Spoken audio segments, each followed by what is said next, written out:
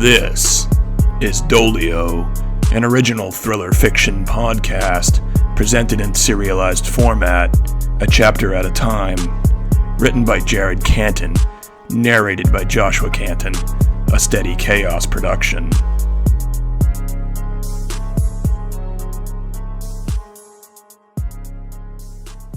Previously on Doleo.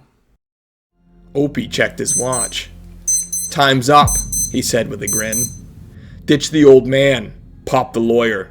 Then we'll take her someplace quiet and catch her up on what she missed last time." He locked eyes with Kinsley and grabbed himself with a balled fist. He glanced back at me, let out a grunting chuckle before rotating towards Dad. In one calculated motion, he placed his palms to the sky, let out a nonchalant and shattered the board between Dad's wheels with a kick. "Dad, no!" I screamed as the wood burst and splintered. Dad's chair lurched backwards through the window and the chair plummeted downward, followed by Dad's torso. "Mr. Daniels!" Kinsley cried.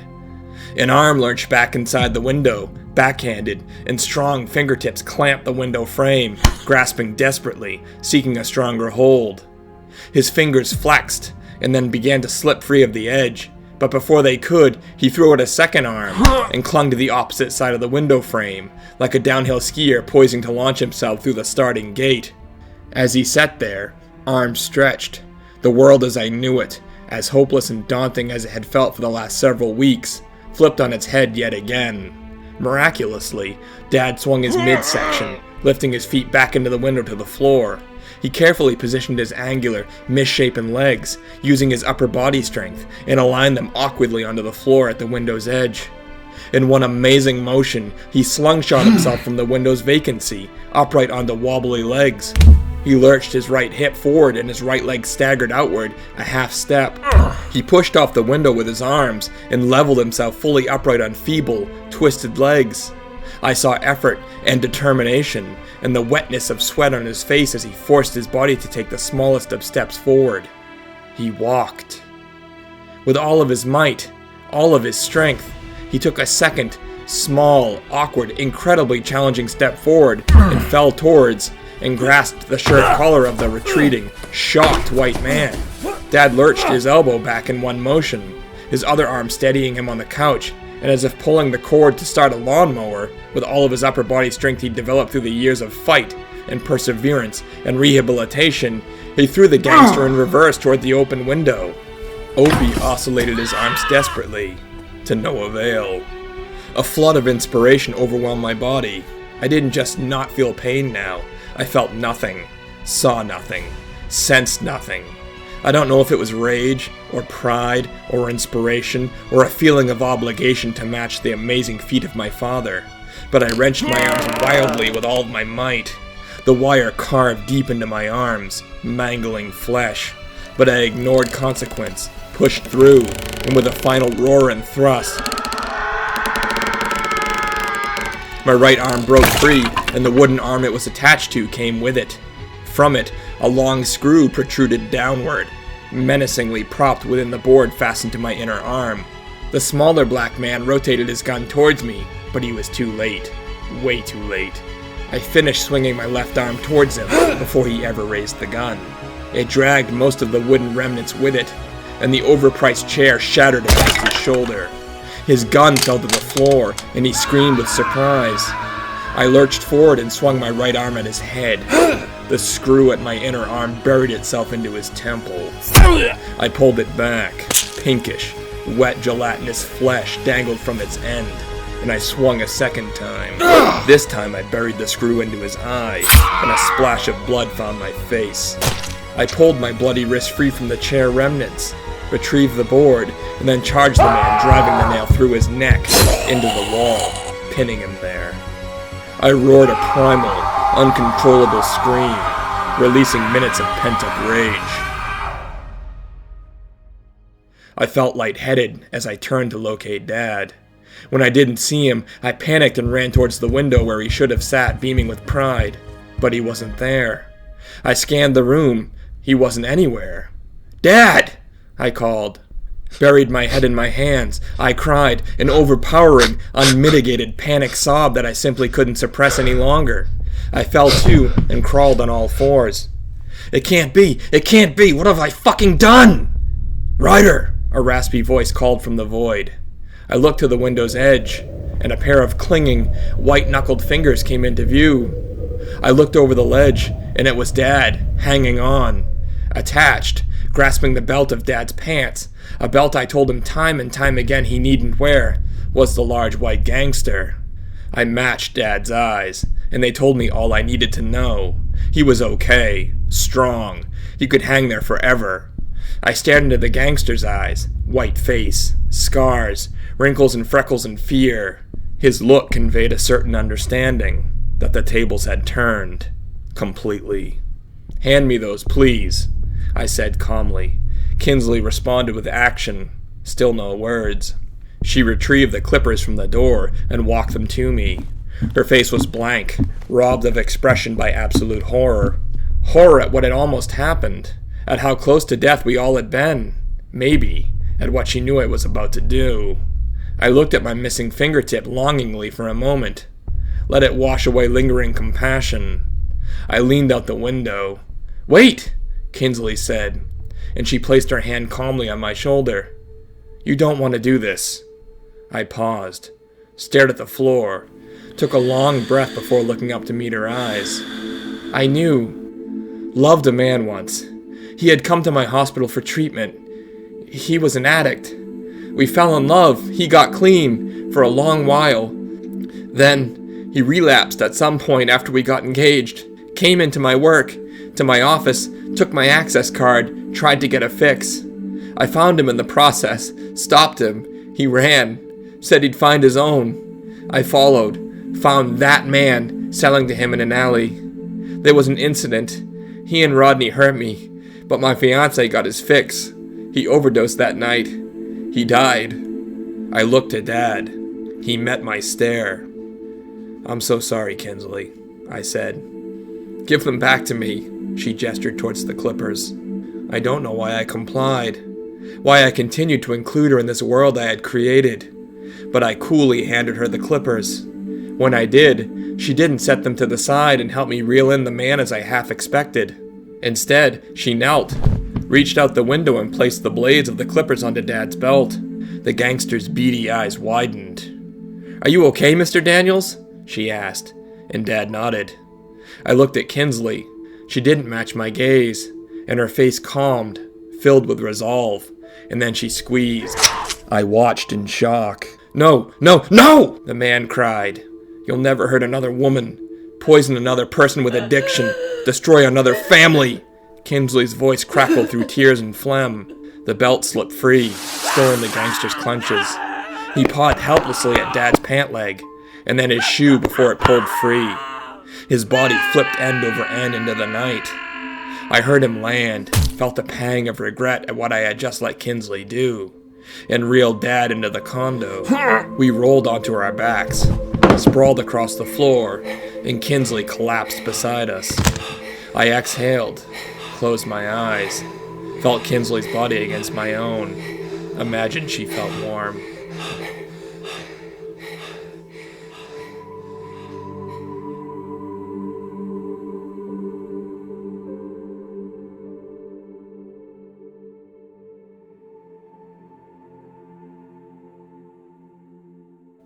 Episode 24.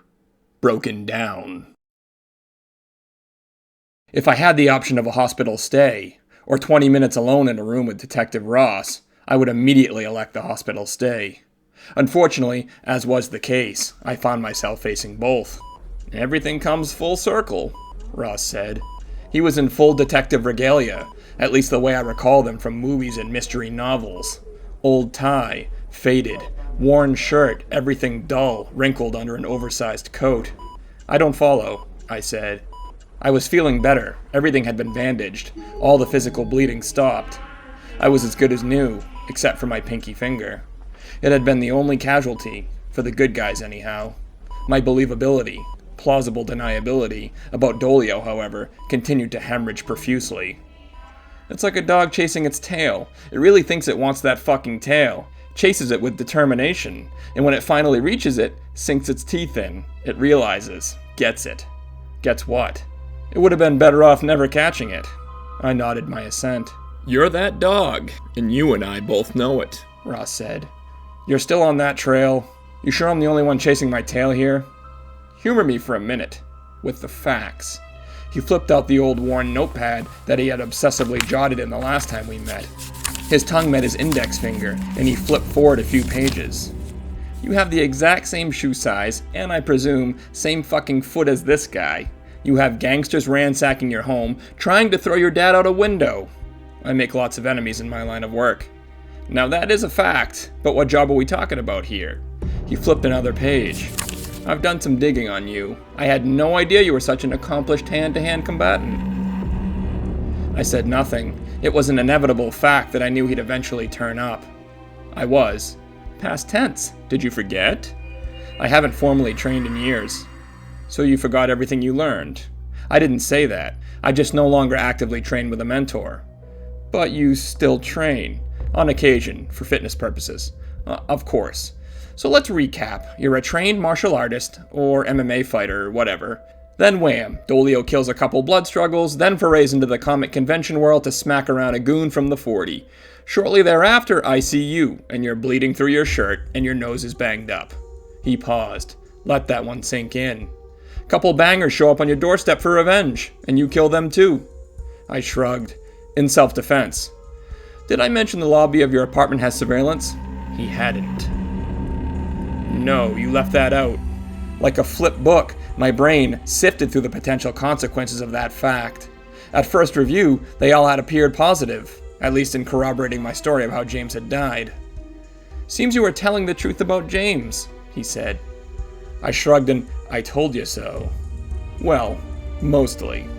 He paused, let silence awkwardly saturate the air in the room. I waited for him to push the proverbial other shoe from atop the table. Seems when you left the lobby to chase James's assailant, you didn't have a coat on, just an undershirt, after you gave your dress shirt to James. The other shoe dropped. But when I saw you running from the mystery vigilante that evening, you were wearing a coat. So I thought back, where had I seen that coat? And you know, I watched the video again, and guess who had a coat on just like it? I said nothing, felt a picking sensation at my head, an itching nervousness over my skin. The fucking dead guy! He finished the word and slapped his palms together. The snap of the impact startled me back to the present. I found this moment perfect to choose silence, a choice I should have made weeks ago. So did Doleo give you that coat? He smiled. I remained in stunned silence for what felt like an eternity. The irony of the whole situation was that I had created Doleo to cover for an event of which no jury would dream of convicting me. With the videotape, it was clear that at worst, I had chased a murderer off a parking garage. Even if I had pushed him, no jury would punish me for such an act. However, I had instead pinned the act on a vigilante that I then created. Furthermore, only at that point did I do something for which I could be punished by law. I tracked down and murdered a gangster. In my escape, I killed 2 more. In doing so, I left a calling card because I wanted people to know that Doleo had been responsible. I thought that I needed people to know that. In turn, I had proven Doleo existed, and implicated him in the commission of 3 murders.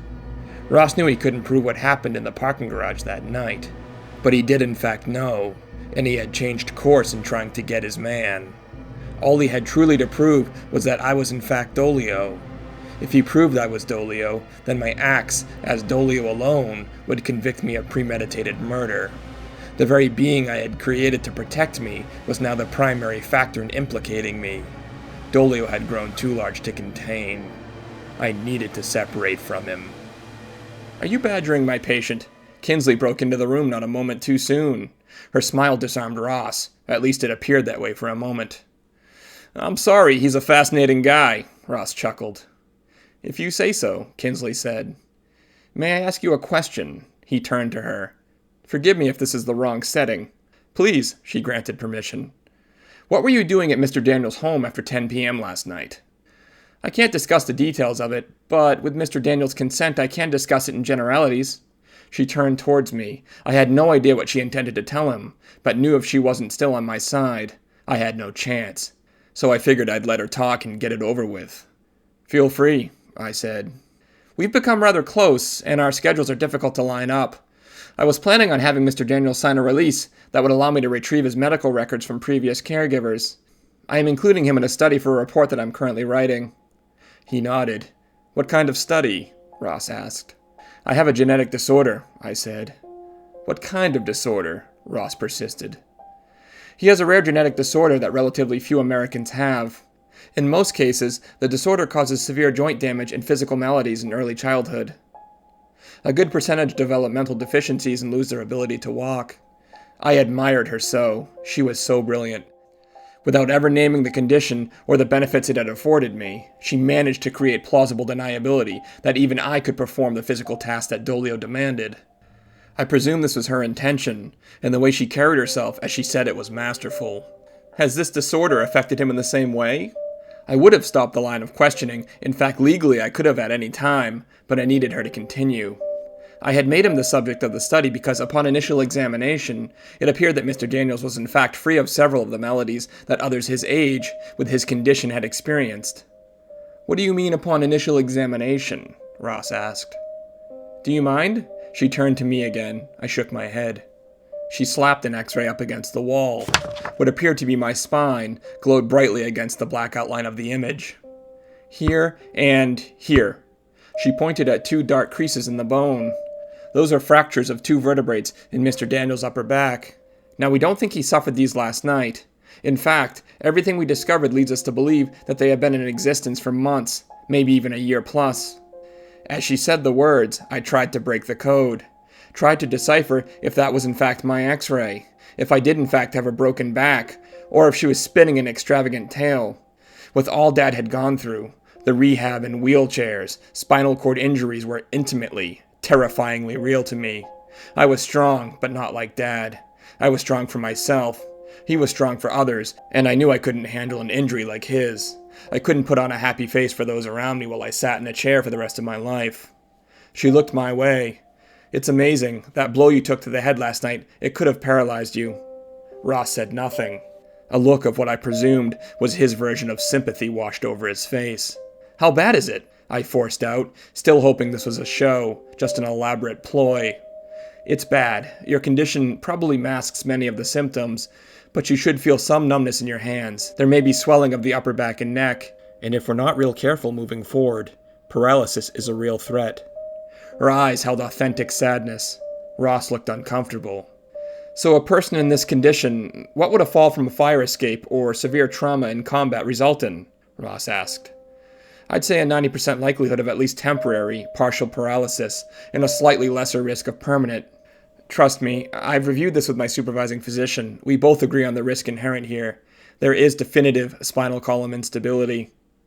He finally stepped out of the glare of the X-ray backlight and moved towards the door.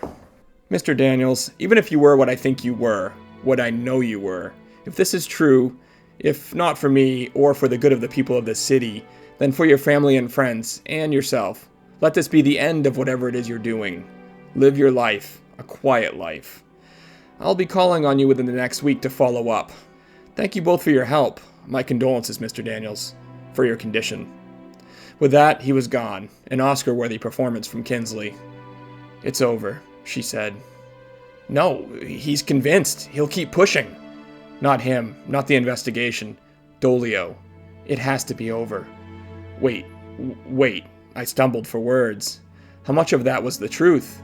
Tell me that was just to get him off my case. "Ryder, that's an actual X-ray of your spine. I'm so sorry."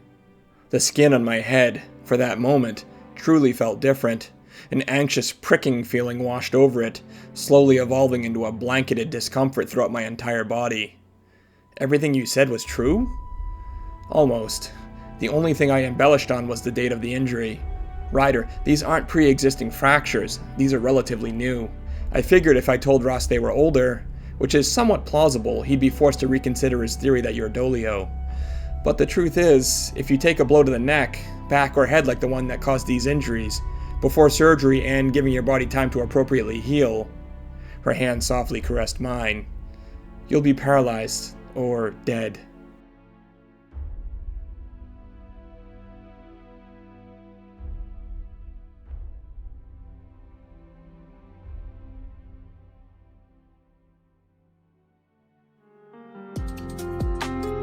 Thank you for listening. If you enjoyed Doleo, please come back for future episodes arriving at regular intervals, and subscribe and rate us on your favorite podcast application.